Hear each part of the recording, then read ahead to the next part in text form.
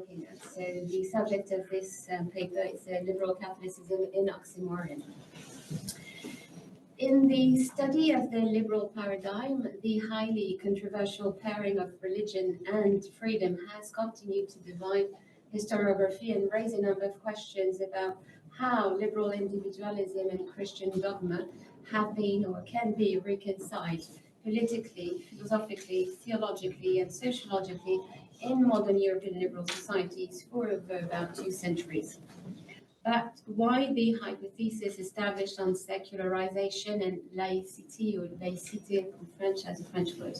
as they have given an account of the richness of the debates on an exit from religion, the examination of the religious foundations of liberal thought remains marginal in the intellectual history of modern and contemporary Europe.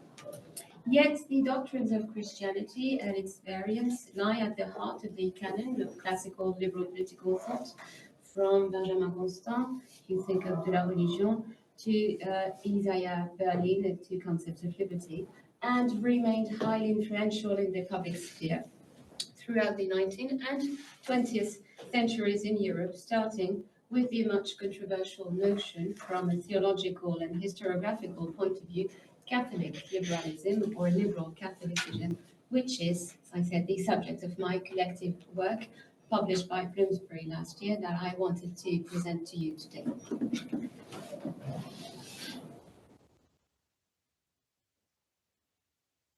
So it was my research, the main object of which has been since my doctorate to study the rich dialogues and exchanges between European and Anglophone cultures, and more specifically between British and French liberal cultures from the 17th century onwards, and notably during the 19th century, that led me to examine this object of study.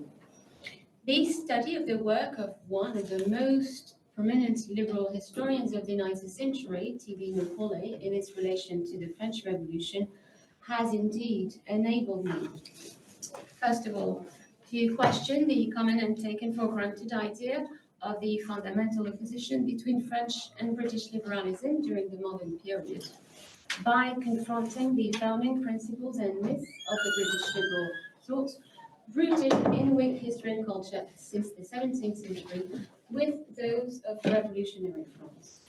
More specifically, to question the paradigms and historiographical approaches on British and French liberalism, notably developed and defined by J.J. Pocock in the English-speaking world and François Furet in France ever since the 1960s, by reappraising the idea or myth of a monolithic and counter-revolutionary British liberalism rooted in Burkean thought.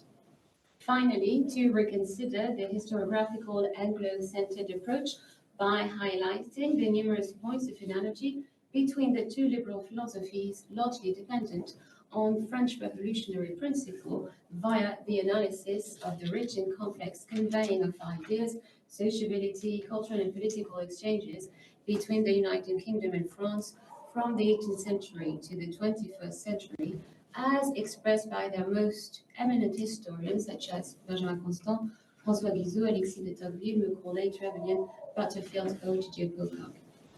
Going back over the definition of British national tradition and identity, which from Burke to Pocock and Linda Corley would have been fashioned in opposition to the French model, called therefore for a redefinition of the Franco-British liberalism of the 19th century, and more generally of post-revolutionary European liberal thought in light of the positive influence that the French Revolution exerted in Europe.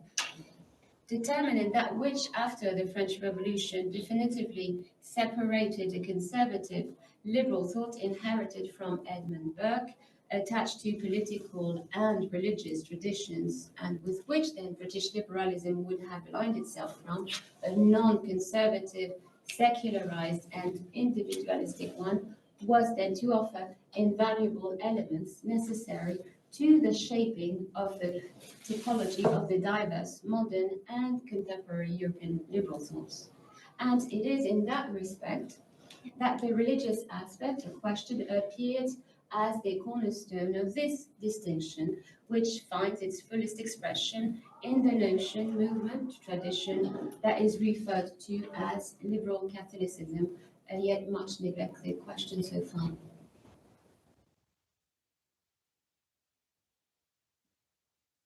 So born in the 19th century, liberal Catholicism emerged from the pen of a series of writers, theologians, and historians across the continent who wrote from a Catholic point of view.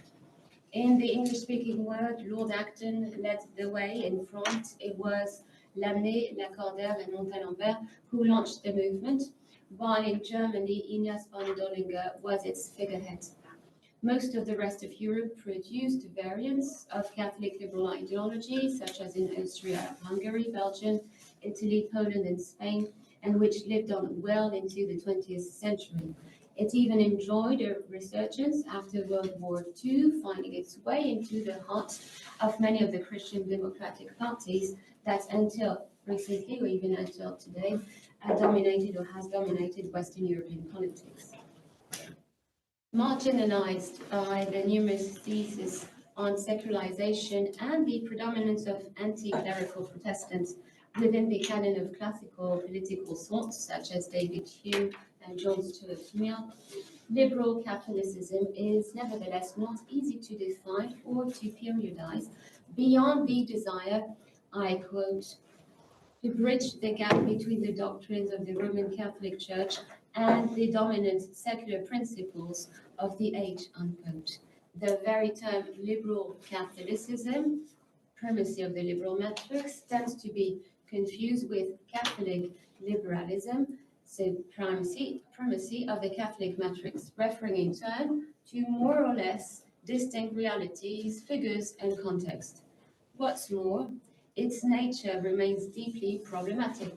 Is it a real movement, political, philosophical, and/or intellectual, or just a notion, a concept? Is it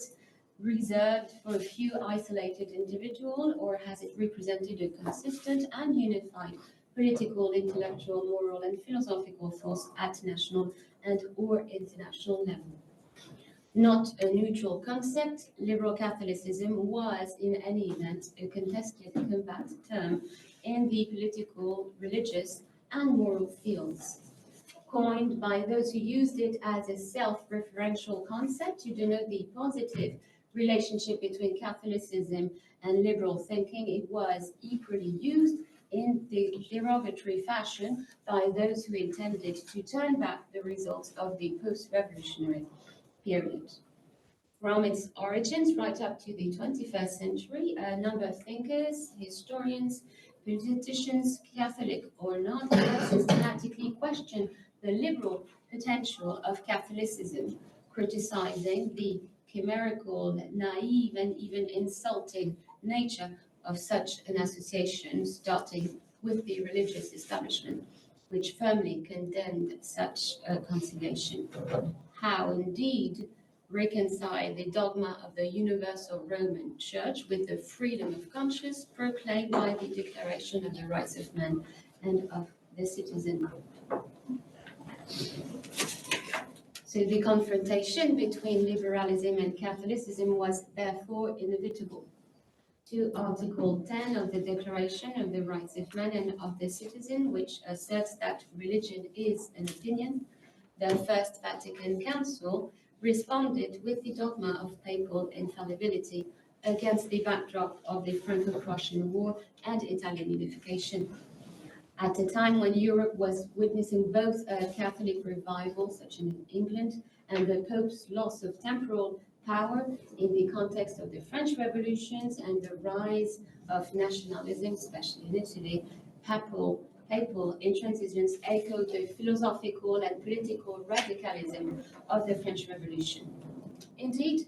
within about a decade, the constitutional monarchy, then the Republic, and finally the French consulate made religion an opinion, 26th of August 1789, decreed the nationalization of the property of the clergy, 2nd November 1789, and the civil constitution of the clergy, the 12th July 1790, separated church and state in 1795, and finally deconfessionalized the French state by the Concordat of Napoleon in 1801, 1802, and then 1808.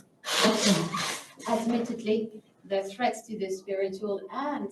temporal sovereignty of the Catholic Church do not date from the French Revolution and the 19th century, including for the eldest daughter of the Church, as France was called, as Gallicanism and Jansenism testify, but it was not until the French Revolution that the Christian foundations of civil society and government were truly called into question. By proclaiming liberty as a universal principle and institutionalizing the sovereignty of the individual, the Capital Revolution imposed to reflect on the new relationship between the rights of man and the rights of God. For if the traditional conflict between civil and religious power, between church and state, church and emperor, as well as the theological problem that pitted the city of man against the city of God, free will against divine providence, is ancient, as is the concept of liberty itself, going back to antiquity and to Christianity. What was new with the revolution was the fact that sovereignty, that power which is higher than anything else, had in its very genesis to emulate a higher than itself. This starting point imposed then not only to question the place of the individual, who from then on lost the place that had been reserved for him,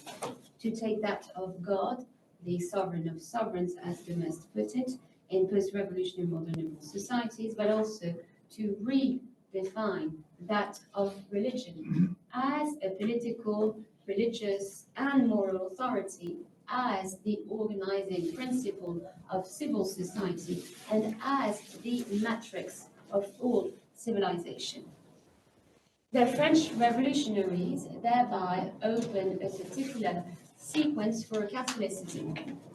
The intransigence of Pius IX and the fourfold rejection of the Reformation, the Enlightenment, the liberal state, and the revolution were nourished by the revolutionary persecution of Catholicism under the French Revolution.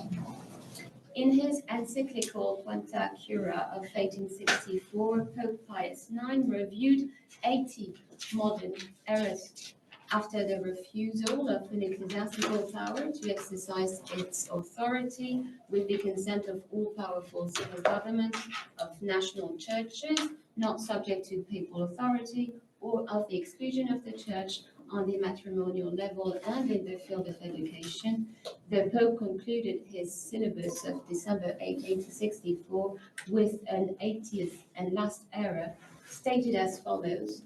the Roman pontiff can and must reconcile and compromise with progress, liberalism, and modern civilization.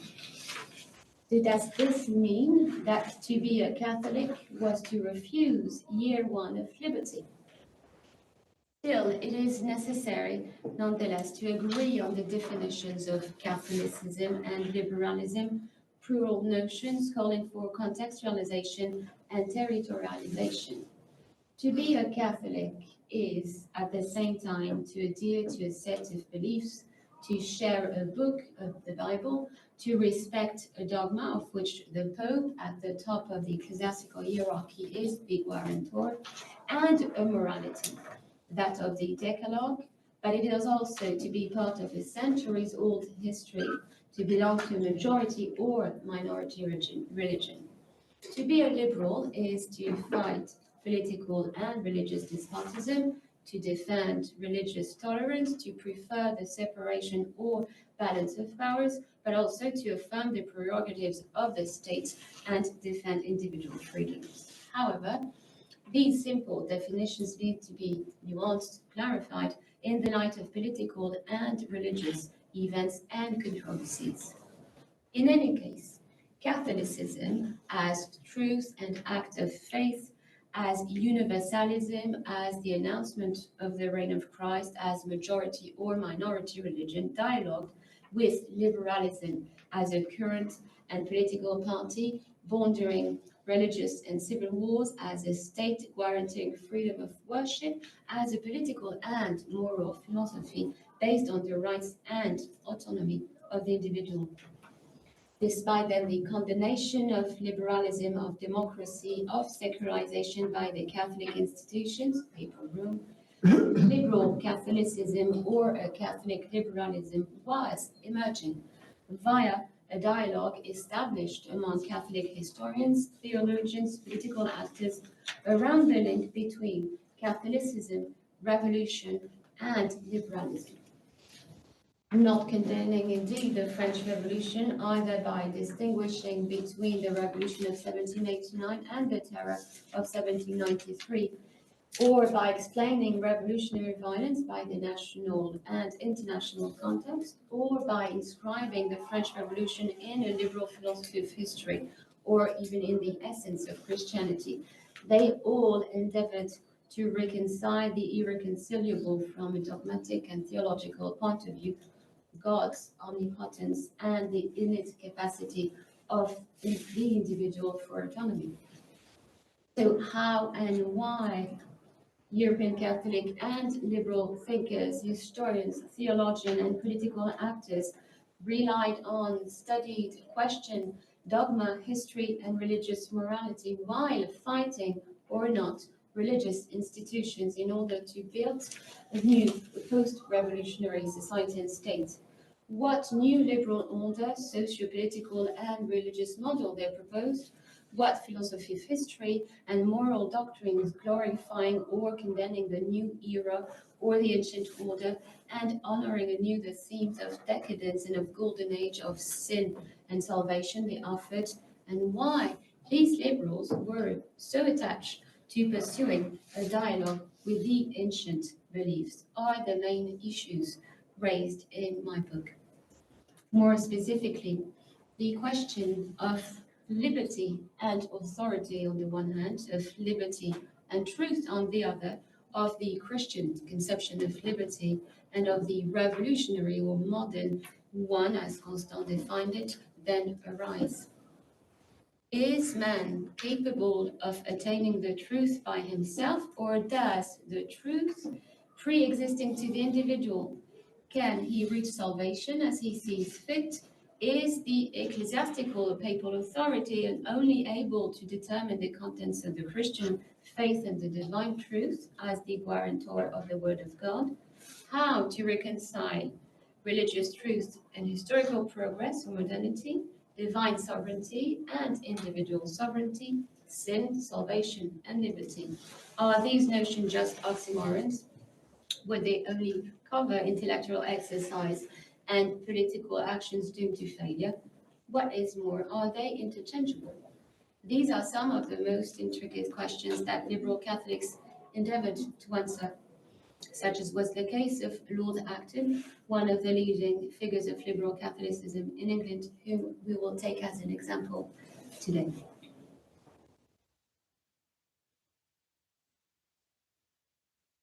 Born to a Catholic mother and bred in a Whig and European aristocrat milieu, Lord Acton was a devout Catholic and fervent liberal. He was a historian and a liberal MP from 1859 to 1865. He spearheaded the political, philosophical, and intellectual principles and premises on which liberal Catholicism was to evolve in England in the 19th century, and led the way for thorough reflection on a possible reconciliation between the tenets of liberalism and the doctrines of Catholicism in post-revolutionary modern societies, while he significantly animated and influenced the Prime Minister Gladstone's liberal policies, notably on Ireland. Founding and participating in the major organs which fueled and propagated liberal Catholic thought or ideology, the Rambler, the Home and Foreign Review, the Chronicle, or even the North British Review, he became Regius Professor at Cambridge in 1895 and edited the Cambridge Modern History. Though he was pervaded with his Catholic breeding, aristocratic and cosmopolitan background, he was above all marked by his intellectual apprenticeship and education in Paris with Félix Dupanloup, and most notably in Munich by the liberal Catholic Church historian and theologian John Joseph Ignace von Dollinger. Published at the time when the springtime of the people, the unification of Italy, and the annexation of papal territories deeply questioned the temporal and spiritual power of the Pope, most of his work, put to the index, was devoted to the theorizing of a Catholic approach to liberalism. In Rome, before and during the First Vatican Council, Lord Acton played a major role in the debate between the ultramontane and liberal bishops, providing the liberal minority with an impressive knowledge of ecclesiastical history in works published between 1864 and 1874, systematically contradicting the Pope's partisan position and firmly condemning the encyclical Quinta Cura and Syllabus of 1864 and the affirmation of papal infallibility as a dogma. Beyond the question of a possible reconciliation between Catholicism and liberalism, it is the interpretation of the French Revolution, the focal point of Lord Acton's work, that sheds light on the new relationship between the individual and God and enable one to appreciate the coherence and or emphasis of his liberal and Catholic thinking, to understand the tension between theocentrism and individualism, between submission and autonomy, by questioning these notions of liberty and authority, reason and truth, as well as the links between Catholic universalism and democratic universalism. First of all, liberty versus authority. At the heart of the counter-revolutionary and anti-liberal thinking that has nourished a whole strand of Catholic thought, as Saint-Jean has shown, Joseph de Maistre asserted that liberalism is Protestantism in politics. The fundamental criticism was, in fact, that the Reformation led its heirs to deny the institutional authority embodied by the Church. According to Abbé Félicité de Lamennais, in his essay on indifference on religious matters, Essai sur l'indifférence en matière de religion, Protestants consider their own person, their own judgment, rather than the authority of the Church itself, the vehicle of the divine message.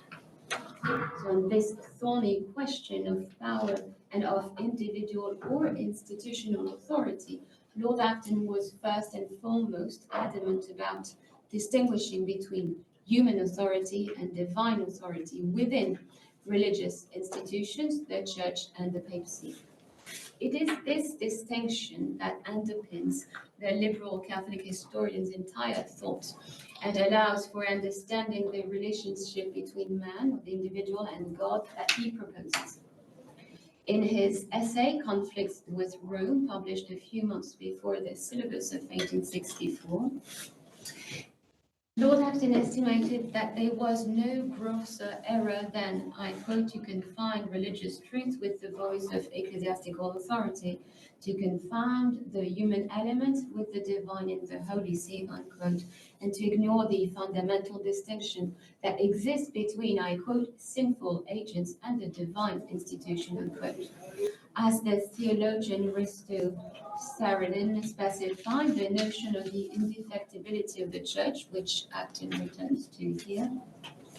refers both to the sanctity of the Church, but also to a corpus per mixtum composed of, in its concrete reality, of sinful members, a body that constantly needs to be reformed. If for Catholics more than for Protestants, holiness is an essential part of the Church, determined in relation to sin, the Catholic historians asserts this distinction between the two elements that make up the Church, the human element and the divine element, the heavenly Church, which is by definition of divine origin, and the earthly Church, which is of human origin. So one is fallible since it is human and is only the spokesperson for an authority which is infallible, and eternal, since it is divine, an, I quote, authority which transcends all governments. In this regard, he notes that major doctrinal errors have sometimes been accepted and sometimes committed by popes. Though the human element in the ecclesiastical administration had endeavored to conceal itself and to deny its own existence, I quote, the most severe exposure of the part played by this human element is found in histories which show the undeniable existence of sin, error, or fraud in the high places of the church, unquote. So that even infallible doctrinal decisions could not express the entire truth of the supernatural object of faith, and no authority could then impose error. The voice of the church was therefore not necessarily the voice of authority, if the latter proclaimed errors rather than the truth of God, as many popes have done, and in particular Pius IX in proclaiming papal infallibility as church dogma. The confusion between dogma and opinion on the one hand and between power and authority on the other explain then the weakness and illegitimacy of the position adopted by the religious institutions, as well as the artificiality of the absolute power of the papacy in the 19th century, according to Lord Acton. Admittedly, if the purpose of the church's very existence as the manifestation of the revealed religion instituted by Christ was, as Acton put it, expressly for the purpose of preserving a definitive body of truth, and the Pope is chief guarantor, each decree of this truth required a preliminary examination based on objective rational investigation before the Church and the Pope could proclaim and preserve it. So that without opposing freedom or liberty to authority, Acton defended the temporal and spiritual power of a liberal earthly church as a human and legitimate authority on condition that it exposed the eternal truth by science, by the constant reformation of knowledge, both historical and ecclesiastical.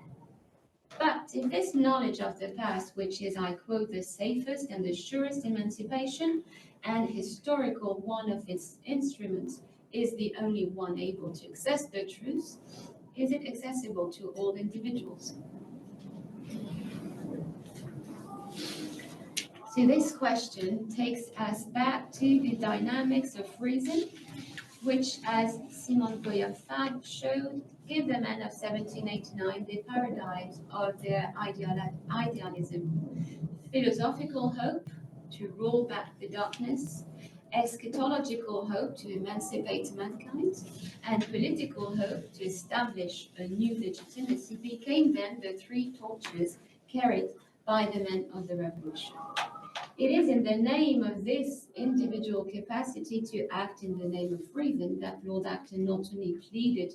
for the constitutional and political work of the French revolutionaries who emancipated French society from the yoke of monarchical and ecclesiastical absolutism, but also called on the bishops of the liberal minority to resist the dogma of papal infallibility at the First Vatican Council. For Acton, indeed, each man or individual was potentially endowed with critical reason, which allowed him, through permanent scientific evaluation, to pose as an arbiter on a theological dispute and to discern the truth. Since the Renaissance, he ascertained, I quote, the world has devoted its best energy and treasure to the sovereign purpose of detecting error and vindicating entrusted truth, unquote. And even though the historian is, according to him, superior to any authority in discerning truth, any reasonable individual could confirm demonstrable truth or condemn falsehood or falsity. This is what he claimed for all those who were or found themselves censored like him or in contradiction with the Holy See. Everyone had to believe in his conscience that he or she was in accord with the true faith of the Church, and that his freedom of conscience allowed for knowledge to be deposited, I quote, in one's mind by study and transformed by conscience into inviolable convictions, unquote. He thus rejected absolute submission to human authority, but bolstered, on the other hand, absolute obedience and submission to God. I quote, true freedom consists in obeying God, unquote. But passive obedience to God did not, however, prevent the right of resistance to the human element which represented it. Tyrannical popes or sinful clergy, as in the France Ancien Regime, if the latter failed in its temporal functions, so fighting despotism of modern states, and spiritual ones, keeper of Christian truth, or did not respect either its role, moral and political mediator between man and nation, or its mission to preserve and propagate divine truth in civil society. Lord Acton therefore attacked here not only the historical and dogmatic foundations that the Church endorsed in the 9th century, but also applied the liberal theory of the right of resistance to a tyrannical sovereign to the highest authority of the Church, the Pope. He was very clearly then opposed to the idea of a church representing a societas perfecta, as Pius IX championed,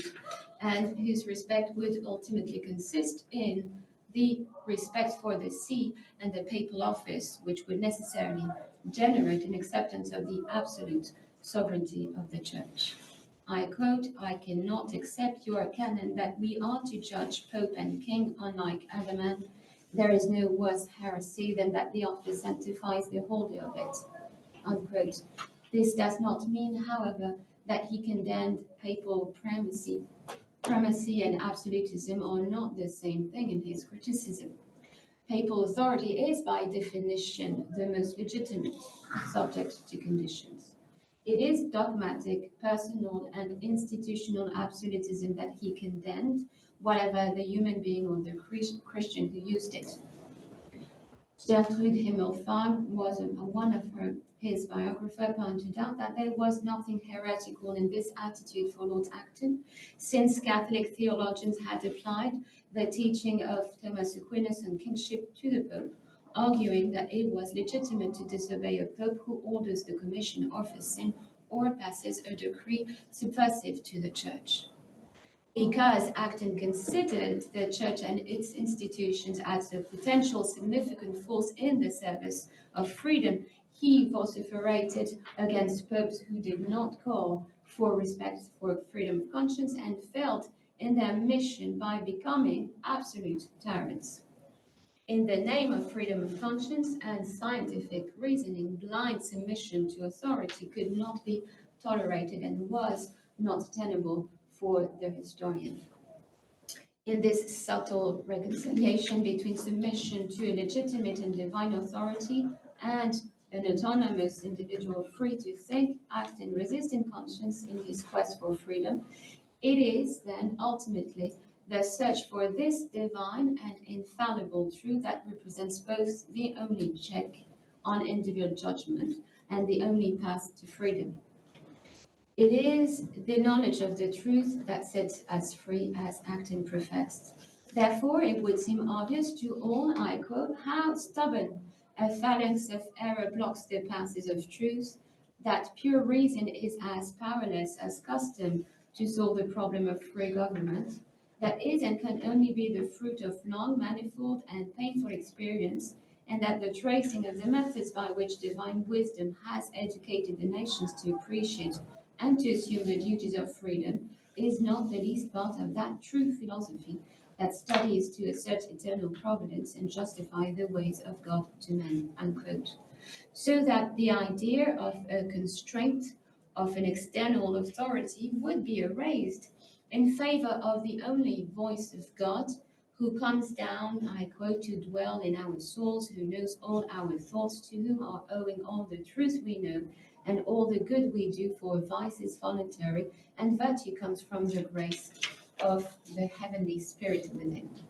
unquote. Natural and divine law thus coincide with individual reason and freedom of conscience. In his intellectual history of liberalism, Pierre Manon wrote that, I quote, "After the revolution, the men of the 19th century will no longer live only in civil society or in the state. They will live first and foremost in a third element, history, their historical movement." Unquote.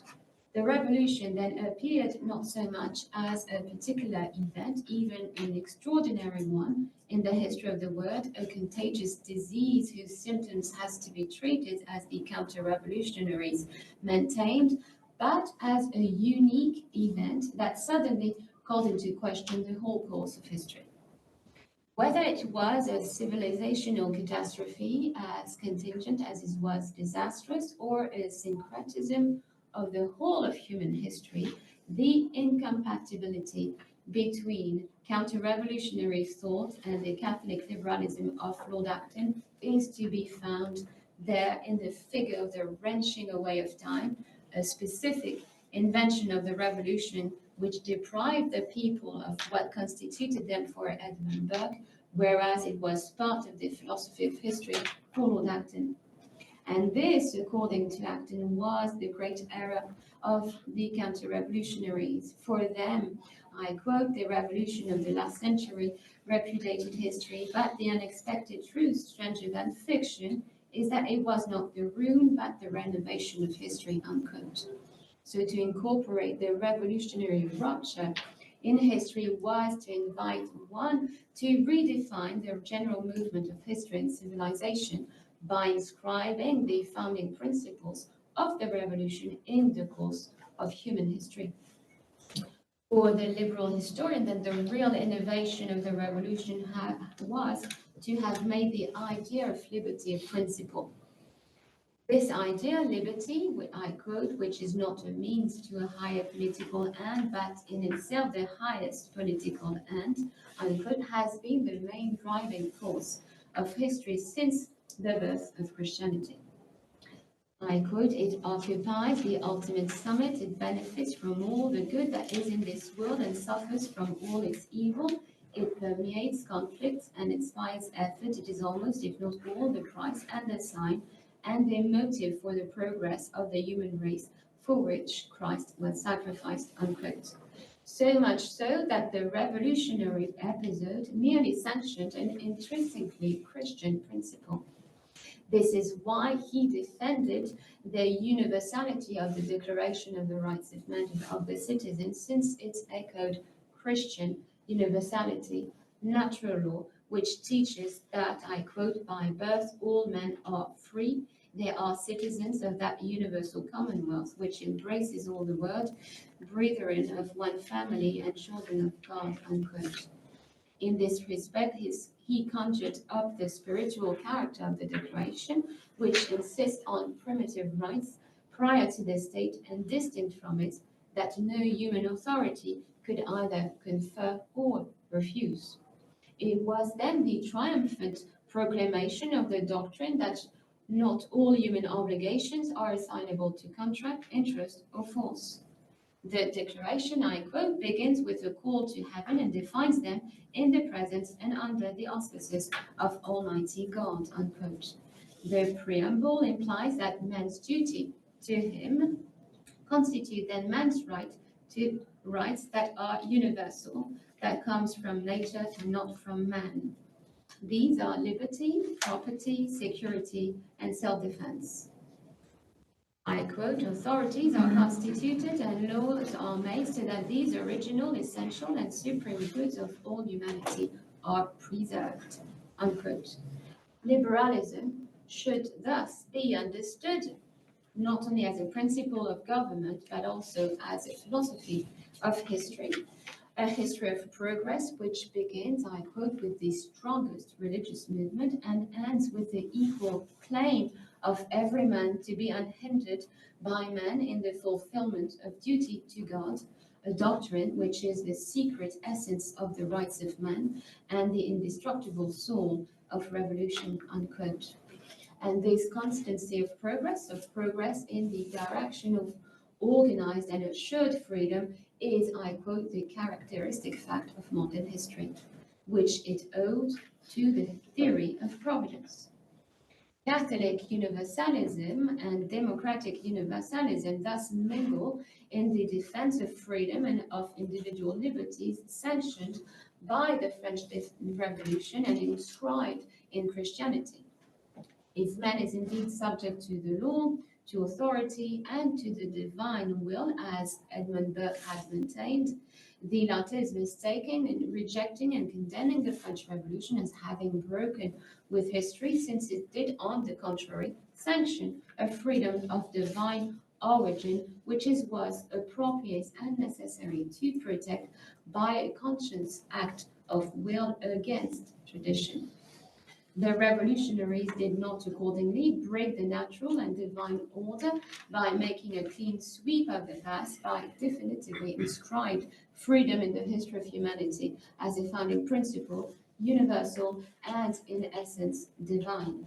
I quote, "It is the first quality of a liberal to claim the same thing for others and for oneself, to dislike exception and prerogative,